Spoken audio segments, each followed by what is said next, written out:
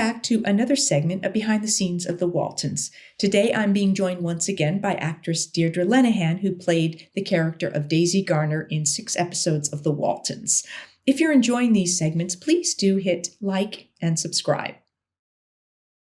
And then I'm just looking at my cheat sheets here. So then the next one was in season 6 when he came back in The Return, and they reopened the mine. And of course, you didn't come back to the mountain in that episode. It was just, I think there were some scenes between Daisy and John Boy in New York. That one was then the next one, followed by The Revelation.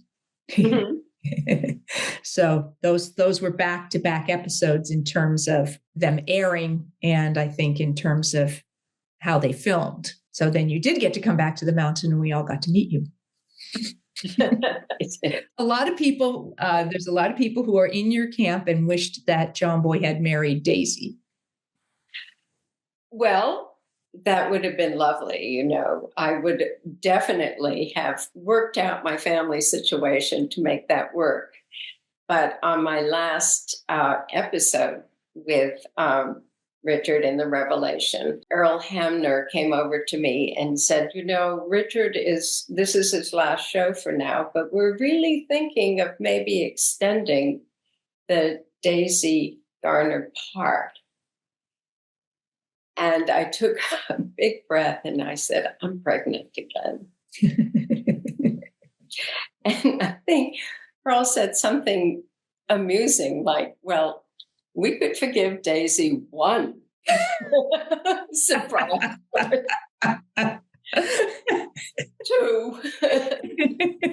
He was very kind and very funny, as usual.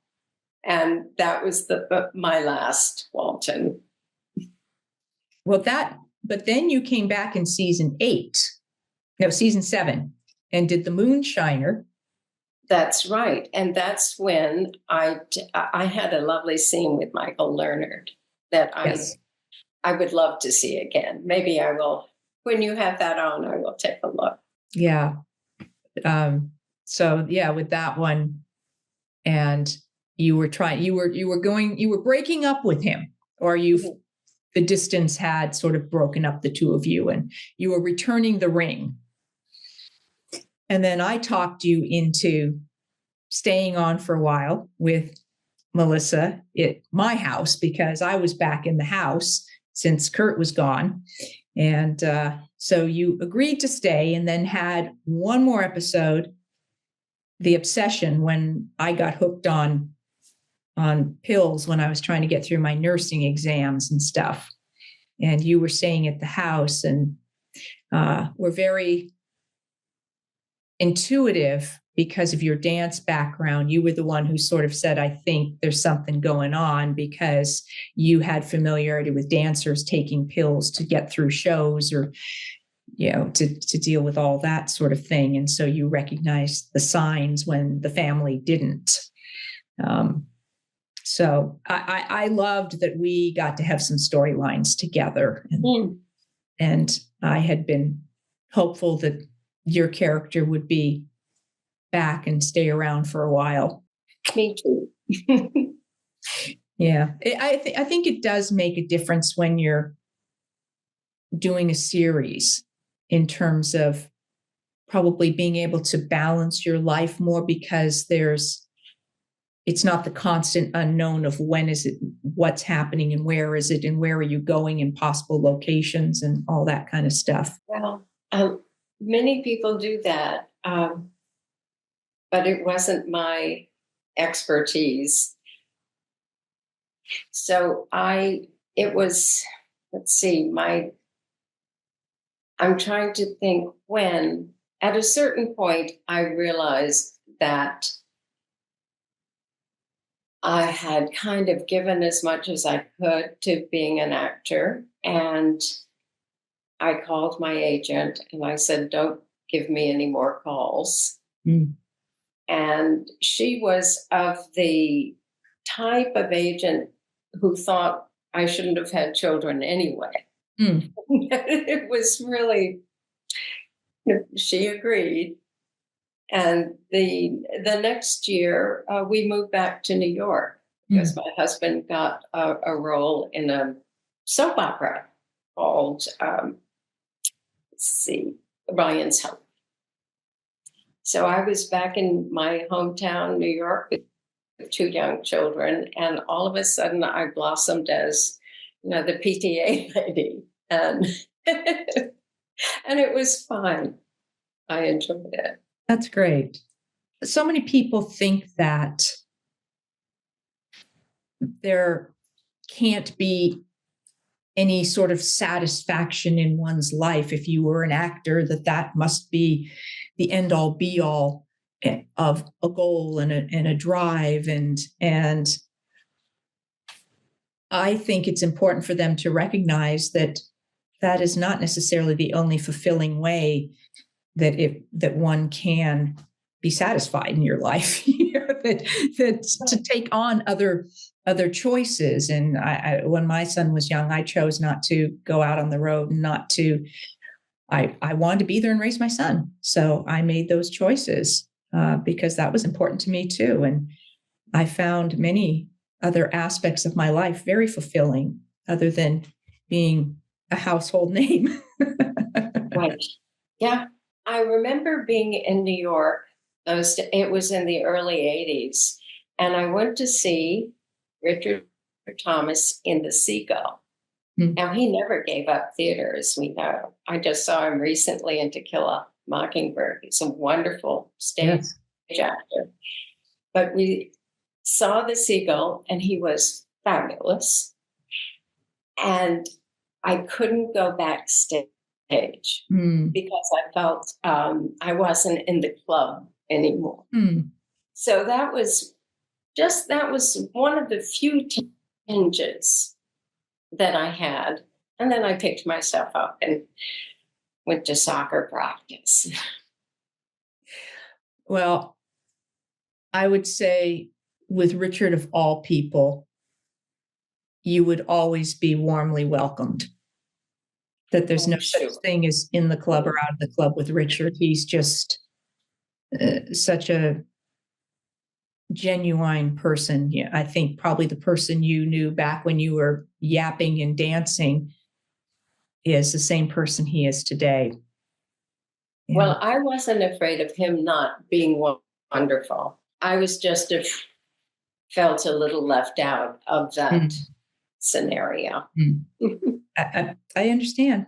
Yeah. Well, I want to backtrack for a second, then I have before I change subjects, but I always like to ask my guests what it was like for you coming onto our set. Were you familiar with the Waltons? Had you watched it? What was it like coming in and working with the cast and the set and everything?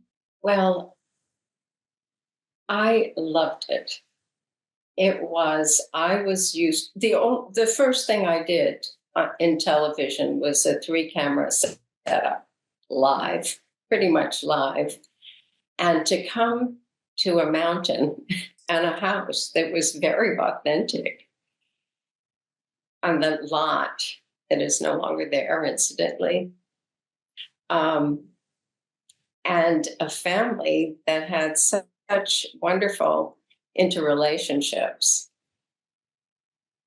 And to have Will Geer, who is still around, and one of my heroes, and Michael Leonard, and Ralph Waite, whom I worked with at the New York Shakespeare Festival in New York, and you kids, who were so sweet and so curious. I loved it. And I felt like, you made me feel like I had something to impart to you, which I really didn't. I was just as naive at 30 as you little ones were. But that was terrific. And I loved the way the one camera they could follow and get little nuances and little scenes, and also to pull back and see the whole family as a group. So that's how I felt, and I loved coming back every time. Had you seen the show before you did the first episode? It's very hard not to see the show. Yes. There, believe it or not, there's people who haven't seen that show. I don't know who they are, but I found out years later that I have a family in Ireland that I didn't know about. And that's another story. But my first cousin, who lives in the middle of Ireland, used to serve her family dinner, and once a week they would go down to see the Waltons. Mm. And people who are not in the theater don't look at any of the scrolls to see who's in it. And I think had she seen her name, Lenihan, she might have become curious as to maybe we had something in common and we were first cousins. And we found out much later, but she told me that story. So it was very popular in Ireland. I know it played all over the world, and I'm not sure when it started playing in some of the other countries. And I know it was years after. We didn't go into syndication until the show went off the air. That was, I had heard that was an agreement that the company had with CBS, that they wouldn't syndicate until it went off first runs. So it was some time before I think it really kind of got out and was then even more beyond first runs in different countries. So I'm not sure how that all rolled out, but it's still astonishing to me, the incredible longevity of the show, and that here we are. Yes. They know what we're talking about. Yes. And we have incredible fans and followers, and that continue to keep the show alive and make it possible for us to sit here and reminisce about something and, and go back and look at it. It's been fascinating to me to really go back and look at these episodes again, because I had not, seen them in years. So that's been fun for me. How did you start acting as, you said you were in New York. Did you start acting when you were young, or kind of how did you come into that in the first place?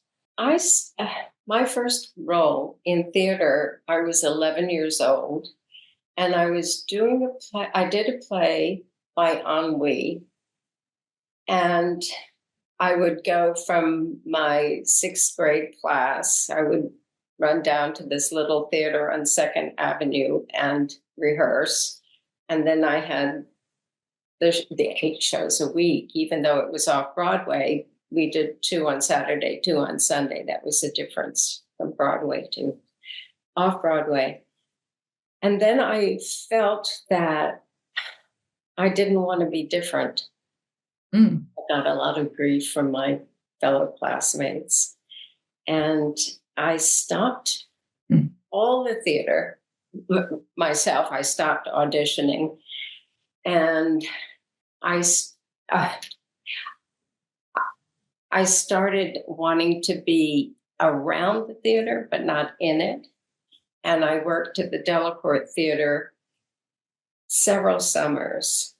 It was their opening in New York City. And Joseph Papp was a friend of the family. So I was part of that whole thing. And I was a prop lady. I was a wardrobe mistress. I stood in for the actors who didn't show up. And then I went away to college, and I was pretty much done. I wanted to be an archaeologist. Oh, wow. But they had a theater department at school, and I started feeling that out again.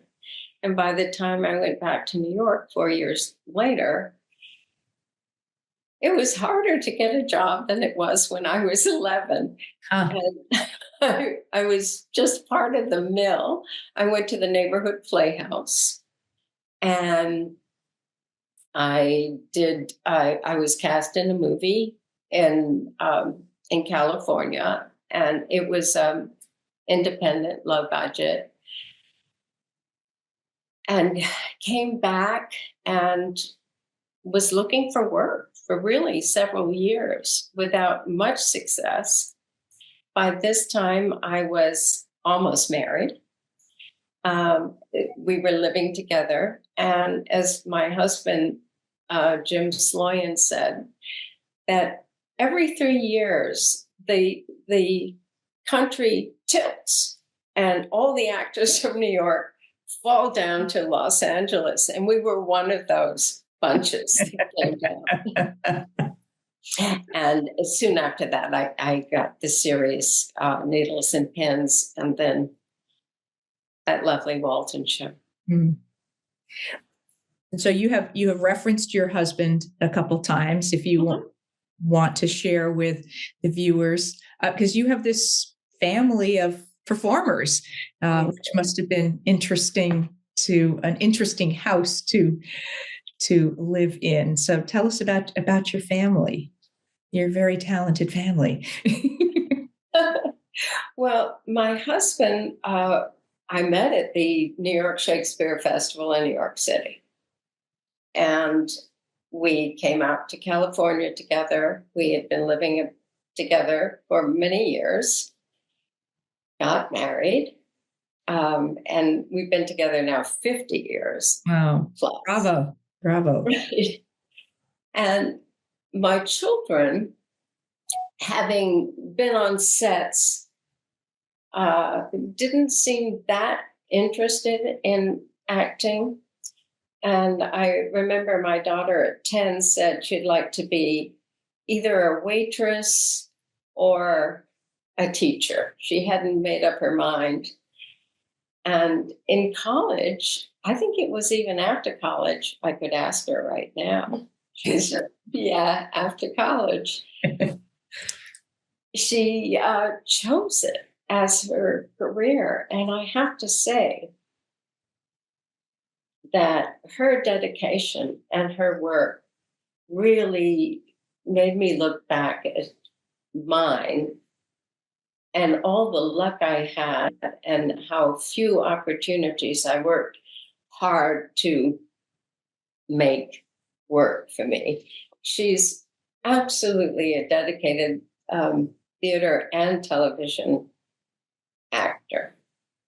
So I was very, very proud of her. I'm always proud of her. And my son is more of a musician. I'm very proud of some of the work he's done. And I have a feeling he's just going to be a late bloomer, and he's going to show us something. Mm. Well, I have to say your husband is in some of my favorite projects, and one of my favorite movies is The Sting. And yes, he had such a wonderful, little very important role there that, totally is one of those moments in the film where you go, oh my goodness, Robert Redford's going to get shot. And then you're like, oh my goodness. He's very proud of that. He's a wonderful stage actor also. Yeah. And that he's done. And we also have a lot of Star Trek fans in our viewers. And Ralph Sinensky directed a number of episodes of Star Trek. So I don't know if he directed anything. I'll have to check on that. Jim actually played several species on Star Trek. Isn't that funny? I got to do a Stargate episode, and it was such a thrill because I'm an alien. I'm from another planet. I have tattoos on the side of my face. It's lovely. I'm sorry that I didn't get to do a lot of real dress up and craziness. That would have been fun. Well, perhaps one of your children will do something and slot you in some little, unrecognizable cameo where you can be something very exotic. Thank you for joining me for this segment with Deirdre Lenihan. I will be back with more behind the scenes of the Waltons and more Ask Judy. Thanks for watching.